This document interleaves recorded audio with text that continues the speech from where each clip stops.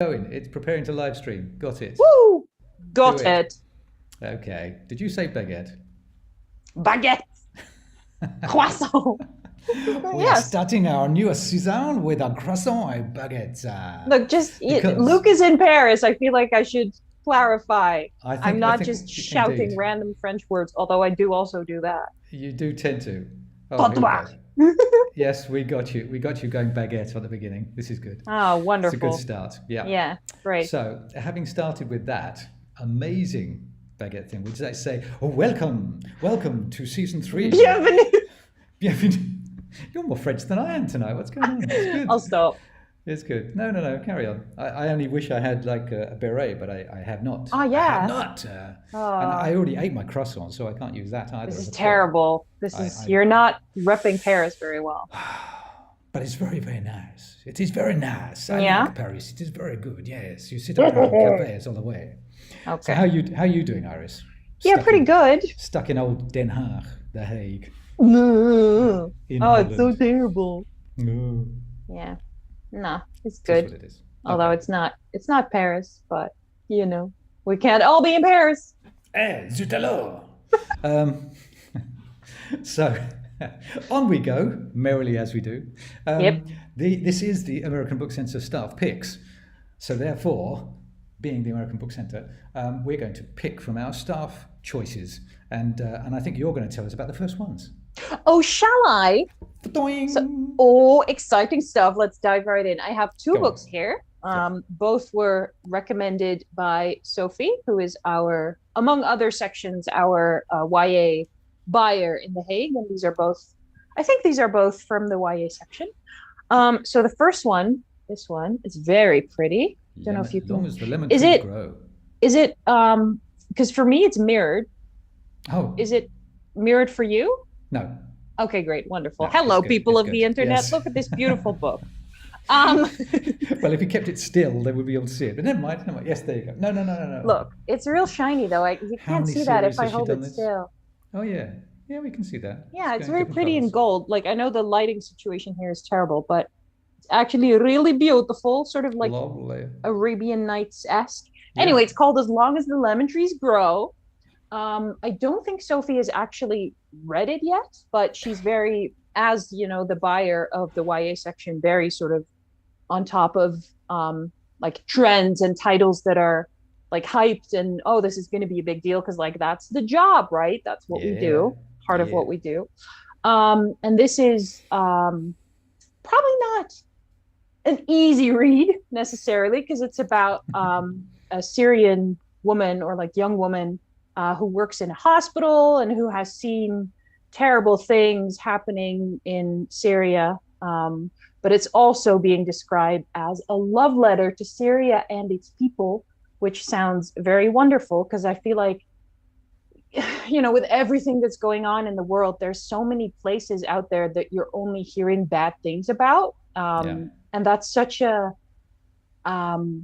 it's so formative in how you think of a place that for me, I tend to sometimes forget that even when there's like war and stuff going on, life still happens. You know what I mean? Like in the middle of all of that, there's still people living their lives and trying their best. And I feel like this is probably a story that has that.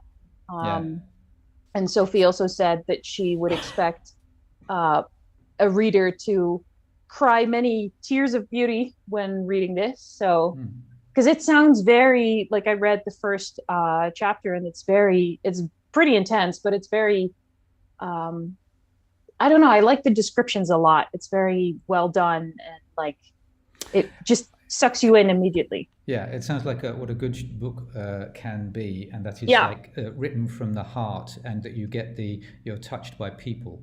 And what you're saying is, whilst we have the news, which is bombardment with negative stuff, actually books give us the roots, more of the roots of the reality of some realities of what people are going through, the good and the bad, and just the real things, and you get touched by that.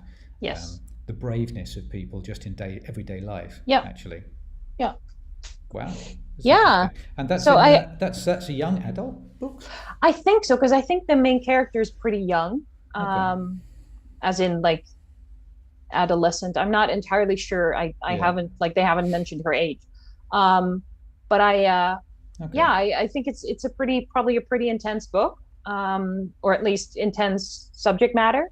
Yeah. But it does also sound very beautiful. I hadn't heard of it before Sophie mentioned it, and now I'm like, ooh, I kind of want to read that now. Which happens a lot when making this, preparing for this event. It's one of the dangers of this, is that yes, even more books on my to-do list to read. Yeah. So what about the next book? From she had another one as well. It's called A Scatter of Light by Melinda Lowe. And it's a new book from this author, but it's in the same world as Last Night at the Telegraph Club, which was a pretty big deal. Award-winning bestseller, apparently. But it has some of the same characters as that book, but it's set 60 years in the future. Ooh. So it's very, because usually when you have, because I don't think it's like a sequel, I think it's just, it has a little bit of crossover. Yeah. But I think a 60-year time gap is pretty rare. And it's kind of interesting because, indeed, you have books that are necessarily trilogies, or that you have to read the first one to read the second one. But you have books, and that happens a lot in science fiction, fantasy. But then you have books that happen in the same world, and they're all separate stories, which tends to happen more in. It's very much like, well, sure, but it's also, for example, the Taylor Jenkins Reid's books, Daisy Jones and all the other ones. Yeah. Well, not all the other ones, but like the 4 newest ones are also all set in like the same world, and they also share some characters, and like it's not. You can read all of them as standalones and you'll be totally fine. But if you do read all of them, it's just really fun to like see little Easter eggs pop up and to like, oh, this is how this connects. You know what I mean? That's just really fun. Yeah. But anyway, this one is, according to Sophie, a really beautiful queer love story, which is always good. And it's also just a really beautiful book. Look at this. Isn't it gorgeous? It is very nice. I like this. Very nice. Yes. I'm getting my French thing. Oh. Oh, right. Okay. Yeah. Yeah. Well, there's more of that. Actually, there's 2 things. One more, that queer stories are more becoming just sort of normal part of, just every day there. Yeah. And the second thing, it's also written by somebody with a surname like Lowe. I don't know if she's English American or not, but I see. I also do not know. People of English language, obviously what we're selling, authors are coming not just from England and America or English language countries, or that they have that background, that it's Middle America or Middle English or whatever, but they're stretching to different stories from different parts of the world, just like the first one, actually, as long as the lemon trees in the Middle East. So that's becoming more accessible to the public that we have anyway, which, let's face it, is more, European style. Although we're welcome to everyone in the world. Yes, but just by virtue of where we are located. And English language is certain. It limits it to certain books, or at least the language. But because it's also, I think, in terms of like bookish awards, you also see a shift where there's more focus on books in translation and books from like minority authors, and it's just the focus is I don't want to say shifting, but like broadening. I don't know. It's more, it feels like there's more room for all kinds of backgrounds and exactly, accepting more points of view of the world, which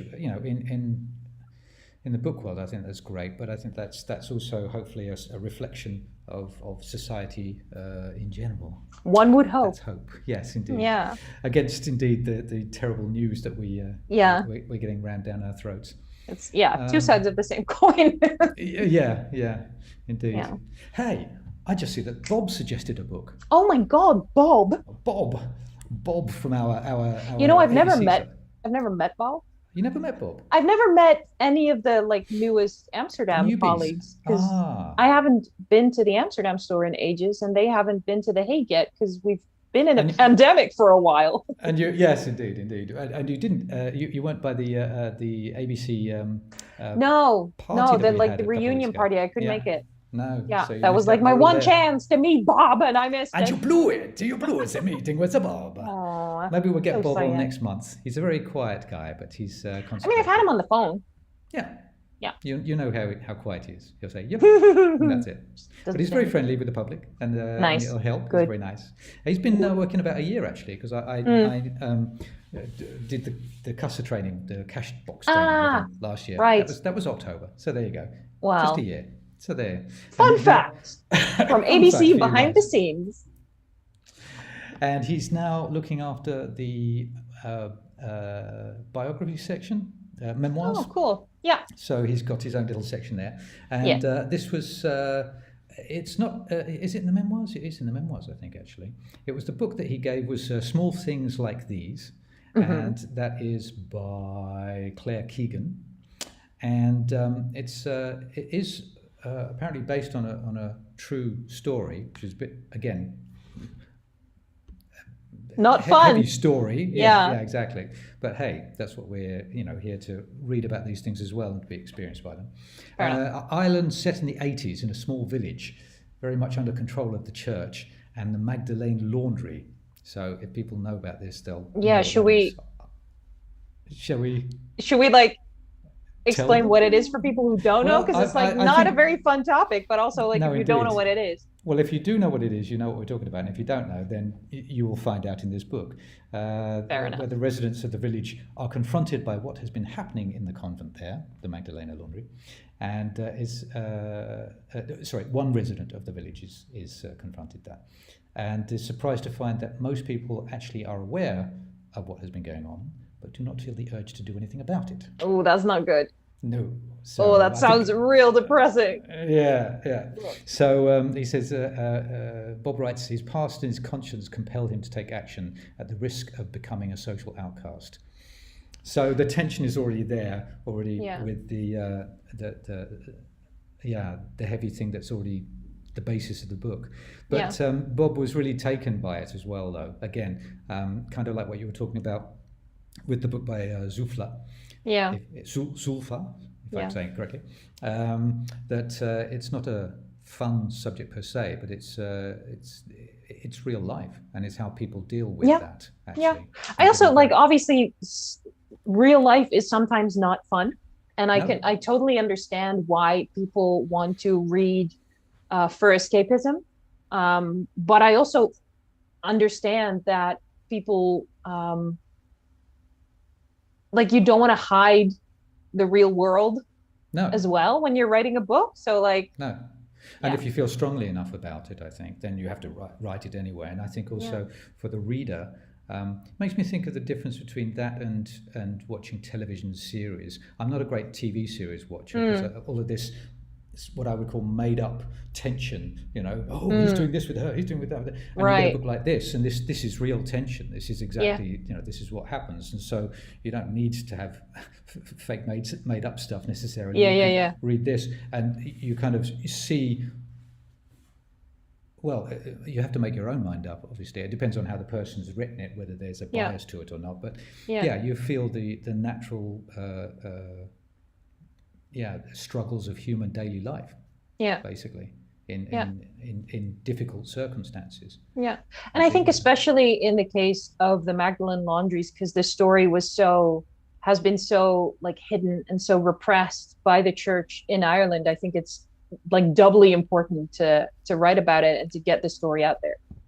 Indeed. That's another whole point of it is he's talking about it and not just sensationalizing it and it's disappeared in the news again, but more of a deeper rooted thing that people understand what's going on, and in order to prevent that from happening again, basically, as much as we can. So that's Bob's suggestion, and that's going to be in Amsterdam in the memoirs, because it's a real life thing. I don't know in The Hague where it will be. That's what I don't know. Anyway, ask for the book if you want to have it. Small things like these. I'm going to just show you. Your little zipper is very sometimes you move and there's a light shining on it and it's very bright. Can you put it inside your, okay. That works too. Thanks. Luckily, I'm not naked underneath, but there you go. That would be a shocking. whole different yes, indeed. show here. Exactly. Okay. Well, now that we're on that topic, I have the perfect book to talk about. It's Ice Planet Barbarians. It was recommended by Lilia, who was actually on the show somewhere last season. I think on the last, on the final one or the penultimate one. Yeah, I think so too. She is the buyer for many sections, but one of them is the romance section in The Hague. This is from the romance section, Ice Planet Barbarians. And as you can see here, it says special edition. Wow, because it's what's special about it then? Well, let me tell you, Luke. What? I can't wait. I know, because apparently it was an ebook. So already the fact that it's now been printed in print is very special. Ooh, and also, in addition to that, it's been expanded with bonus materials, and also they've added an exclusive epilogue. What more do you need? Whoa. I know. Go buy it immediately. Right? Wow. No, but apparently Lilia said that it's a very sexy book, very spicy, because it's about these women who, like human women, who get abducted by aliens, and then the alien ship breaks down, so the aliens dump the human women on like this ice planet, like, oh, we don't need that cargo, let's just dump them. And then they're like, oh shit, we're definitely gonna die because this is an ice planet. But there's creatures living on the ice planet, and they take the women in, and apparently there's lots of sexy stuff involved. But to the point of escapism that we just talked about, that's exactly why Lilia read this, and she said that it's a hilarious book, and it's just very nice if you want something to completely distract you from everything that is all currently the stuff we've just been talking about. Yes. Exactly. Yeah. So okay. Balance in the universe. Indeed. When you tell me all of that, then it makes me think of like Barbarella. You know Barbarella? Okay, nope. Oh, I'm going to pull an old man on you. What? You don't know Barbarella? Good Lord. No. Okay. All of our mature audience members will know who Barbarella is. But Barbarella was one of the first films that had, it was the 1960s, 1967 or 8. And first films of, I can't remember her name, but anyway, very famous actress. And it's about this science fiction heroine who goes around saving people and fighting people, and it's also very sexy and very 60s with lots of round chairs and stuff like that, and funky music, and generally very funny as well. Even if you look at it now, it's a bit cheesy. Sure. Cheese, but it's a bit like that, and I think they even have. Yeah, it does sound kind of like a similar idea. Yeah. So this is a modern day take on it, I guess. Maybe, I guess. I don't know. There's like aliens and lots of sexy stuff. I don't know. I haven't read the book, but no. Yeah, I like including like probably not, but not necessarily because of like the outlandishness of this, but just because I generally don't read romance. Also, the not so spicy stuff, I don't really. It's not a genre that I go for. Right. Just a personal preference. Anyway, on to the next. Next one. So there's another one that Lilia recommended. The People on Platform 5. It's a really big book, by the way. Jesus. And this is very different. This is from what I've read about it. It sounds very wholesome. Lilia says that it sits somewhere between fiction and romance, so like general fiction and romantic fiction. And it's about this group of people. Here they are, I guess, who have the same commute, or like they're on the same line, so they like all get on at different stations, but they always see each other on the train, and they have like all these assumptions about each other, but they never like talk to each other, because why would you talk to strangers on the train? That's weird. You don't do that. No. Exactly. Specifically not on everyday commutes. Yeah, no, definitely. But then something happens, and like circumstances force them to sort of connect. Talk to them. Yeah, and it sounds pretty wholesome. Very nice stuff. And the funny thing is that Lilia said that something similar happened to her recently when we had the train strikes, and she had to take like a different train or something into work. There was, I don't remember the details. I listened real well, you guys. And but apparently there was this woman who shares her commute, and they always see each other, but they never talk to each other. And then suddenly this woman like struck up a chat with Lilia, so that was also kind of funny. That ties in perfectly with the contents of this book. So, but it sounds fun. It sounds nice. Okay, so sounds very wholesome. Light. Well, we've got balance of light and dark today. We've got interesting books for everyone. Books for everyone. Hey. That should be our motto. Books for everyone. Books for everyone. Books for the masses. How about books to films, though? Dun, dun, dun. Ooh. Nice tie into the next section. Woo-hoo. Very good. Very, very good. In our other stuff section, we've just called, because it's written there, apparently we've been talking about book-to-screen adaptations even. Mm-hmm. Might be a good word for it. Because you were talking with, who were you talking with about it? Andre Iris. Andre Iris. Who mentioned Sandman. Iris and 1. that Iris 2. I'm Iris original flavor. You they are. Iris classic, if you will. Iris classic. Iris prime. She calls me Iris prime sometimes. Iris prime. And she's the Iris with nuts. With nuts? Yeah, you got like the classic. She's the like one with nuts. Cherry, vanilla, whatever. There you go. Yeah. So when they try and make it better, and it's different, but it's not necessarily bad, it's just different, and it's nice. Just different. If you like that, then you like it's that. It's just different. And you like both of them. Sometimes they're prime, sometimes whatever. Anyway, you were talking with her about that. I was just going to let you go on. No. So she mentioned Sandman because there's obviously people will probably know because it's been all over social media that there is. You didn't know? Social what? No, exactly. I know very well the Sandman books from Mr. Neil Gaiman. Exactly. Our Lord and Master, Mr. Gaiman. He's been writing for years. Yeah. And if no one knows Mr. Neil Gaiman, then they should get to. Then they're missing out. They certainly are. If you're into science fiction fantasy, then he's your man.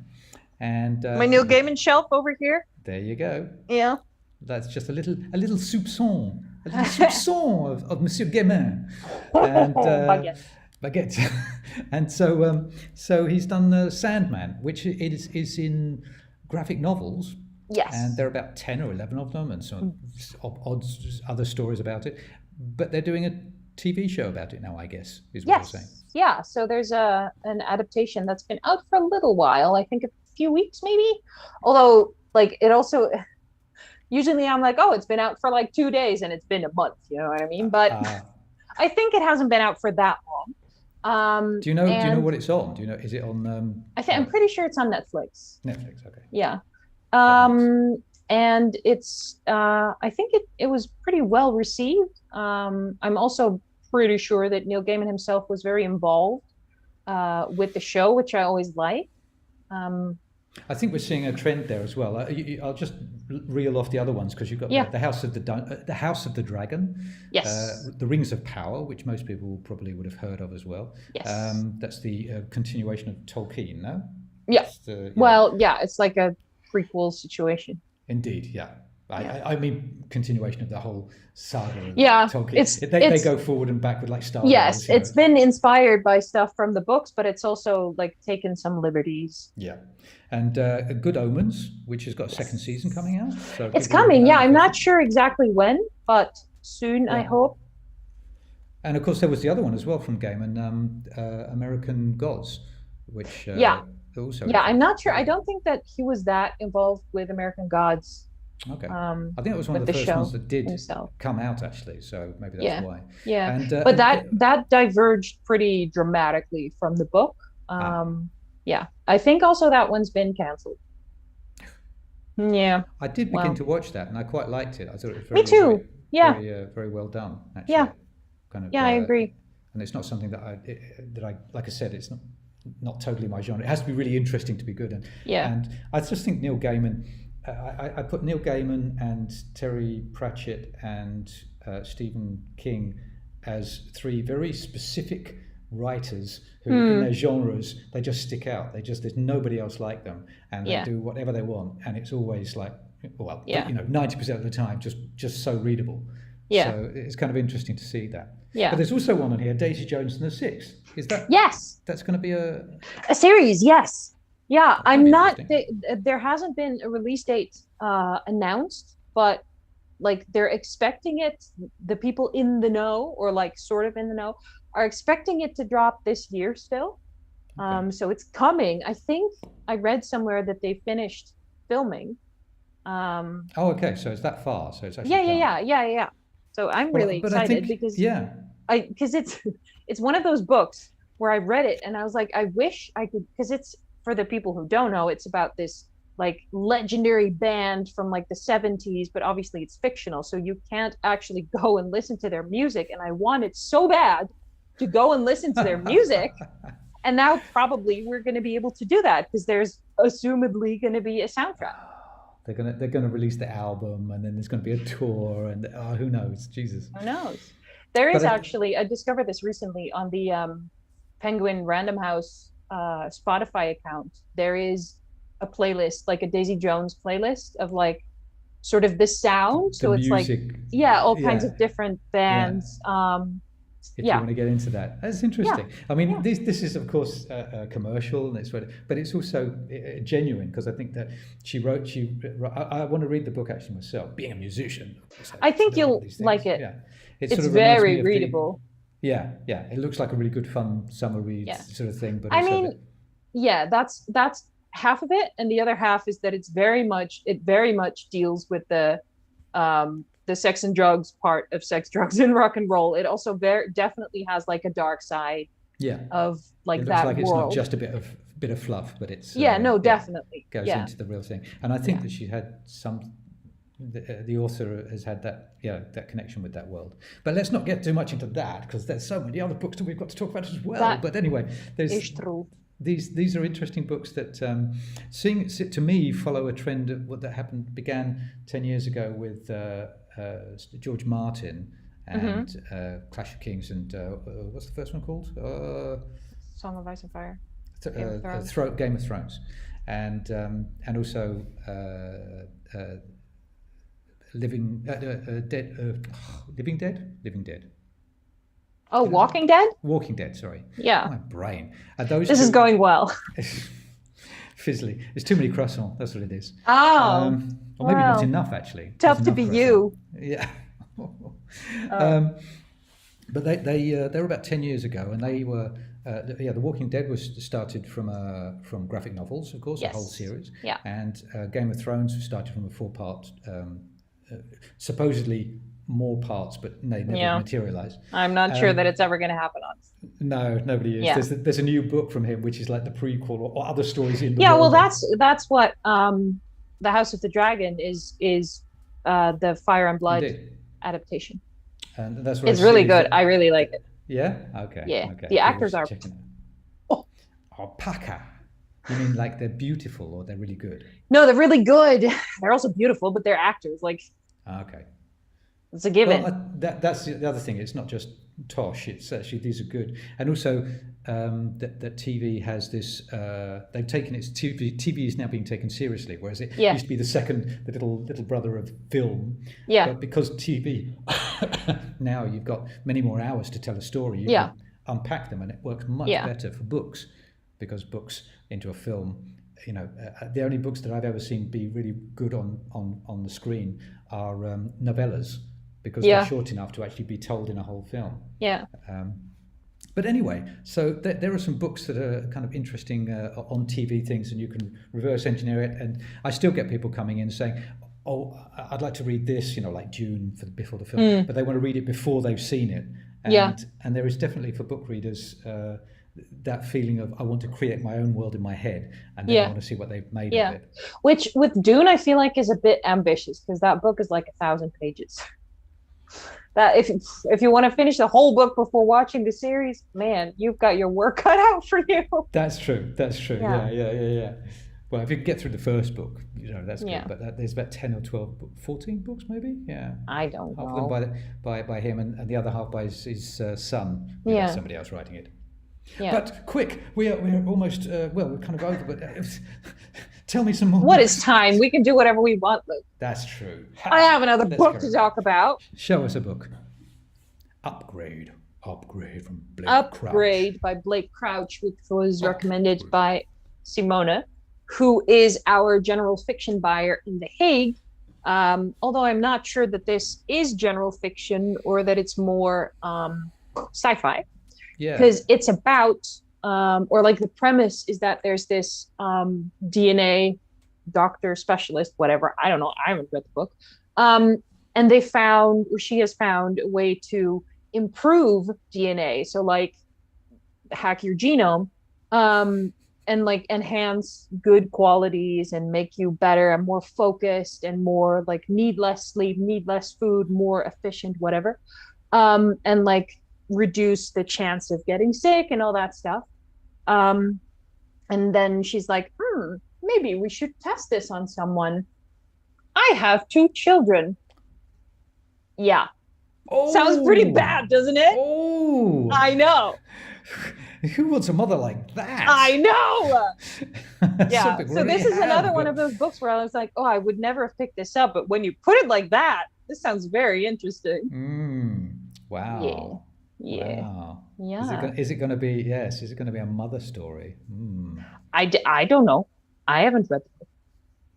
I feel like I'm gonna. that'd be interesting. I might pop into that book myself. Right? Yes. Yeah. I think I've seen it in the science fiction section in the ABC for sure. Right. Okay. Yeah. Because there's more sort of books like that where it's because obviously the idea of like genetic enhancement isn't completely science fiction. There's a lot that scientists can do already, like eliminate certain diseases and stuff. That's already happening. Sure, but so is it written about? Is it in the fiction section or? No, but what I mean is, it feels not completely like it feels close enough to reality that it's like. But then you're talking about you're talking about a near future fiction. Could be that. Yes. Where things happening and they're sort of happening now, and that you can see them very visibly. Maybe not exactly, light, but it's not that big a stretch. No, so that's still actually classed as science fiction. Science fiction because it's in the future, but near future fiction. Yeah, I think so. Yeah. It's actually interesting thinking back to the 90s when I first started. You had started cyberpunk. What? Reading? Yeah. I started as a person. Oh God. When I arrived in the American Book Center in 1993, when I was very, very young, and cyberpunk was very much in. But some of those books, like Snow Crash, some of the ideas of them unfolded and became sort of reality in the next 10 years because the internet turned up. Right. And there was a game called Second Life, which I don't even know if exists still, but it was designed because guys who read that book thought, hey, we can make that. And so they actually created it. So at that stage, it was really interesting because then you had like near future fiction, sort of cyberpunk things, and they became reality as well. Within it's like a self-fulfilling prophecy situation. Yeah, it was really intriguing. Yeah. So that was actually a short-lived section, but interesting. So this sort of fits in that that genre.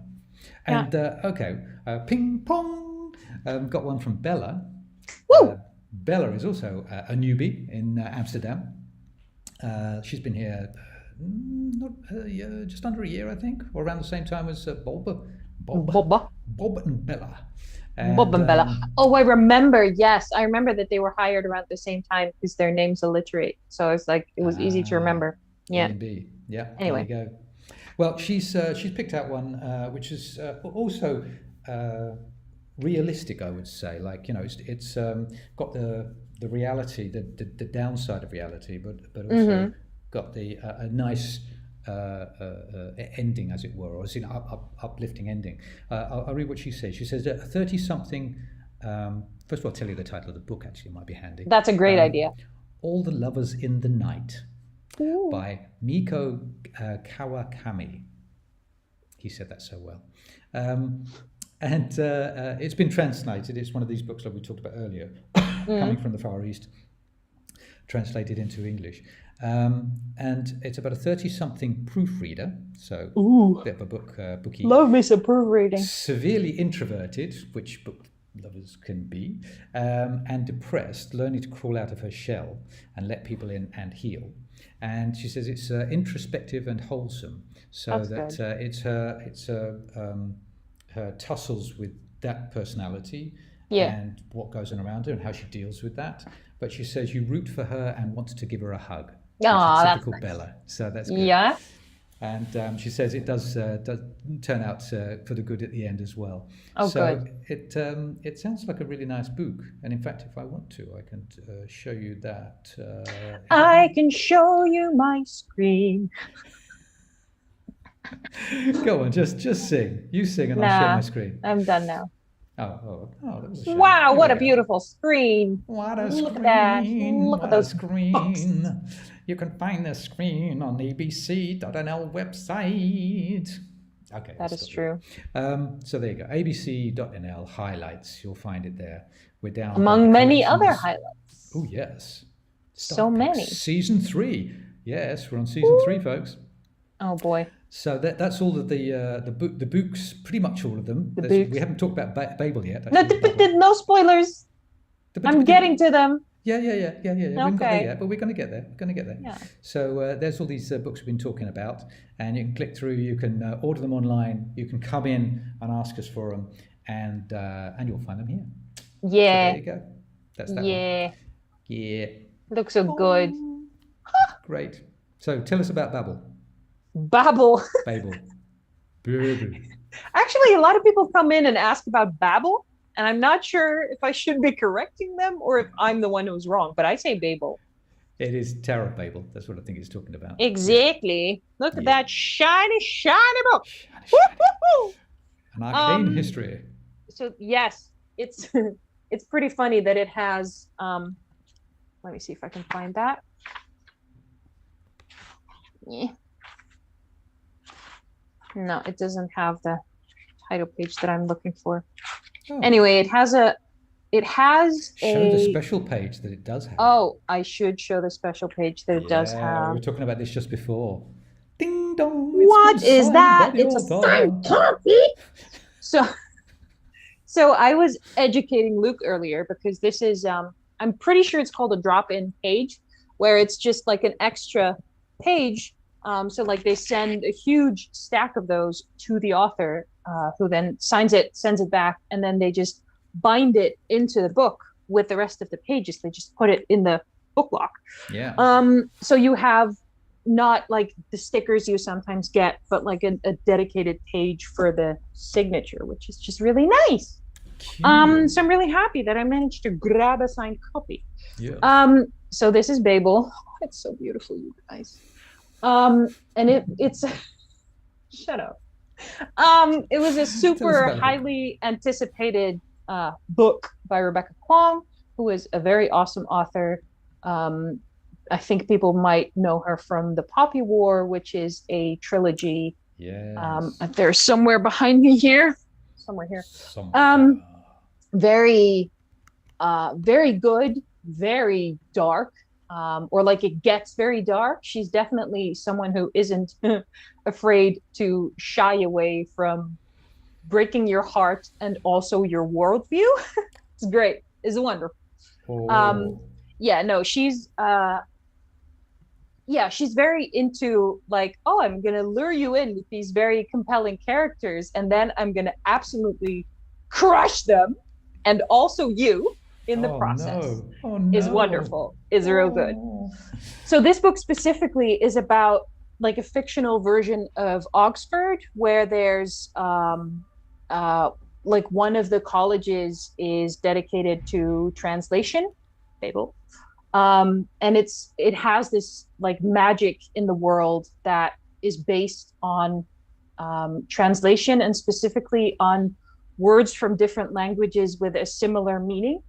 It's hard to explain, but it's like, you know how there's no perfect synonyms? There's always just like a shade of difference in meaning. Even though words are considered synonyms, they never mean exactly the same thing, because otherwise, why would you need it twice? And that's obviously also true for translated words or like loan words in different languages. They always have just another like subtle hint of meaning. And in this world, that's where the magic is. Like the difference in meaning between those two versions of the same concept or the same word, that's the magic.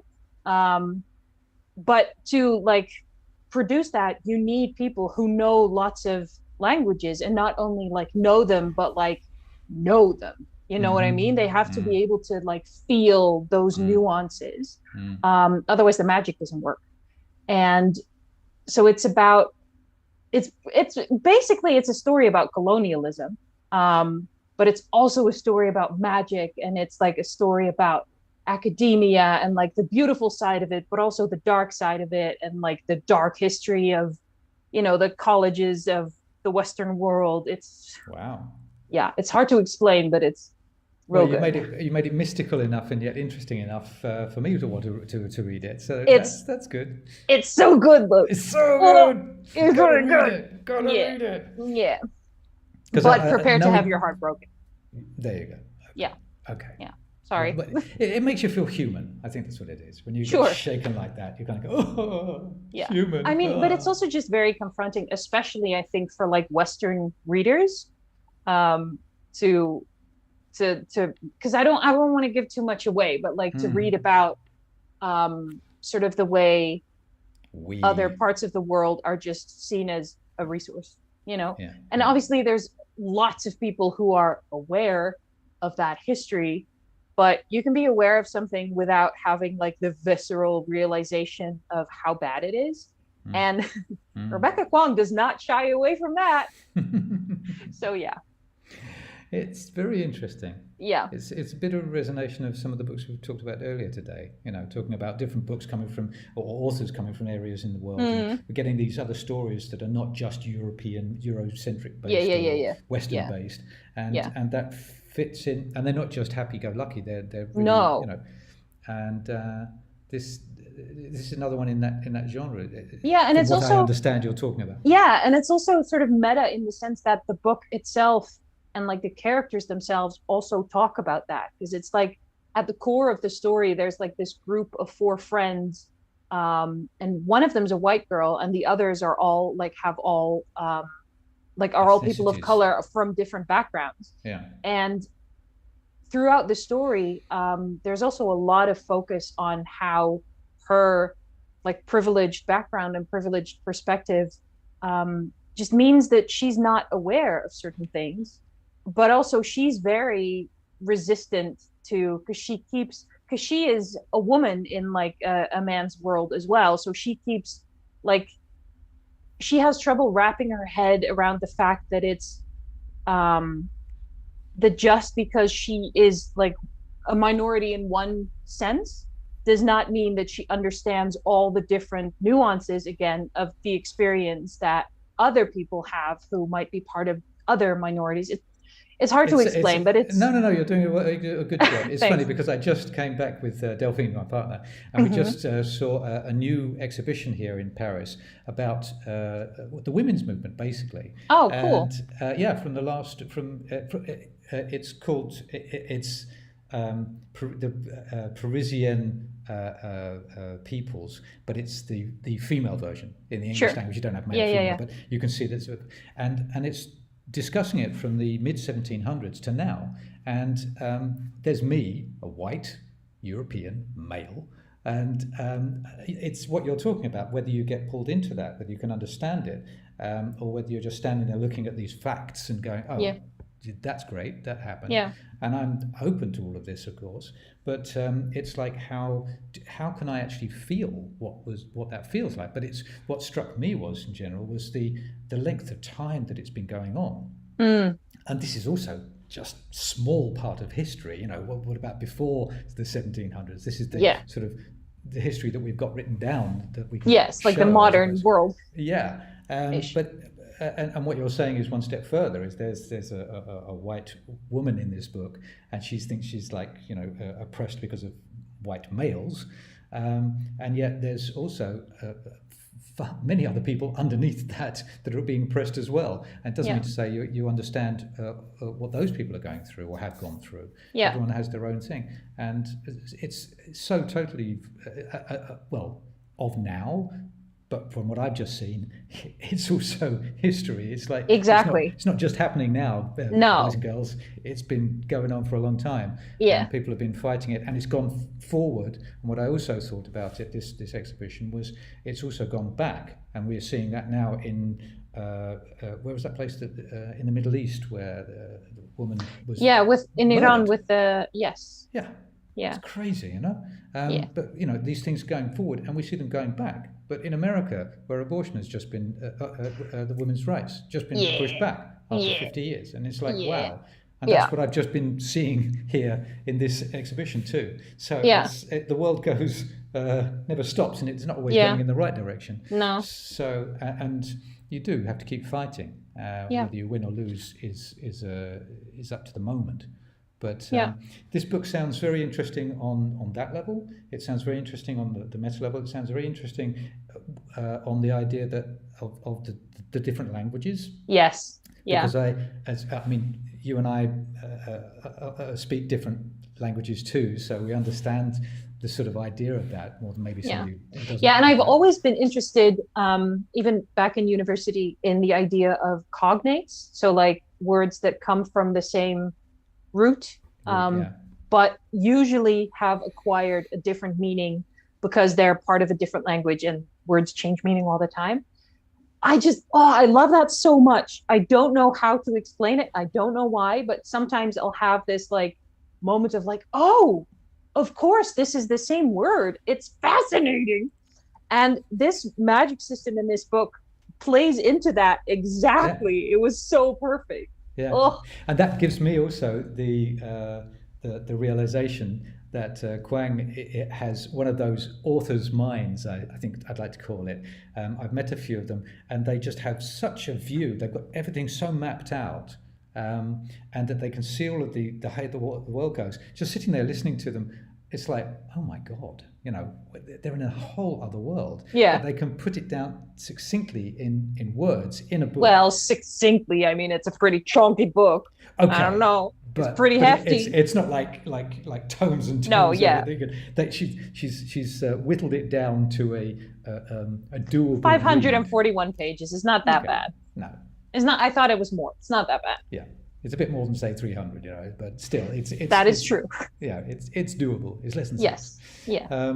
So to get that in one go like that, that's also the craft, the art of writing. But to have that thought, that overview, the overviewing arc. Because it's a pretty, like, it deals with so many things, this book. It's really, it feels like, you know, when you have these blurbs from other authors or like reviewers, and they're like, oh, it's a tour de force, but this feels like a tour de force. It really looks like it as well. It feels the whole thing when you see the book as well. It's like, whoa. Yes. And it's almost, I mean, when you call it Babel, it's quite a lofty title as well, and the book itself. But it all seems to be. Well, in the story, fitting. Babel is the College of Translators in Oxford, which is also a little pretentious. Yeah. But also Tower of Babel is like a massive, you know. But like that's also the point, like that they think so highly of themselves that they've called it Babel. Yeah, which is all rolls into what I suspect is what her point is in the first place. You know, it's just very, very good on so many levels. It's very well, it's very well done in all the layers. That's a good book to finish off this. I agree. This first season with, I think. Wow, we got that. Speaking of tour de force. Indeed. I think, should we just mention a few things that we're doing in the ABC for the coming months? Some of the events, maybe. Yeah, the events. Let's see. I've got that little list. People want to. Yes, we've got a trade-in day in The Hague down by you guys. Yes. Well, two trade-in days actually. It's October 7th and 8th, so that's Friday and Saturday next week. Yeah.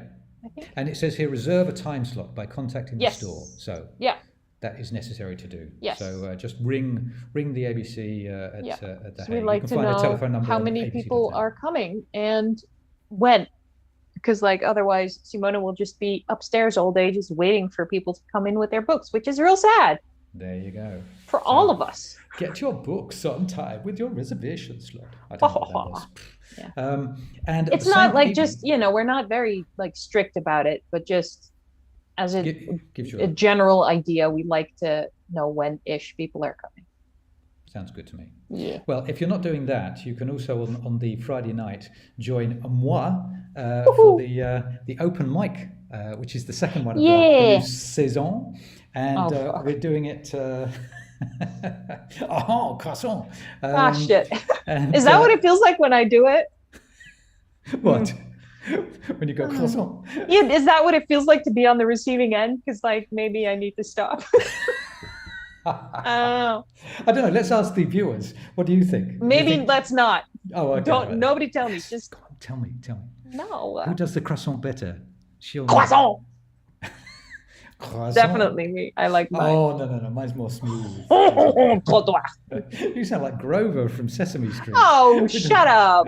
Continue your talk about the open mic. Oh, okay. Open mic. We're doing it hybrid, which is the new thing. Yeah. I wanted to try that. So we're actually in the store. We're going back to the store after 2 years of flanging around at home, being on the internet. But I wanted to connect the people that we've been doing it with on the internet, who come from all over the world, from America, from France, from Germany, from India, and join them together with the people in the shop. So we're doing it hybrid. So you can come to the shop and you can sign up on Friday. That will be come along at 4:30, and we start at 5 o'clock till 6:30. And if you want to join us online, please do. You can come and watch. You can come and do stuff. You can sing. You can read your poetry or your books or whatever you want to do. And you can find that on the ABC event page, which is on abc.nl/events. It's really easy. Really so easy to remember. And the other things that we've got are book chats. That's going to be online still.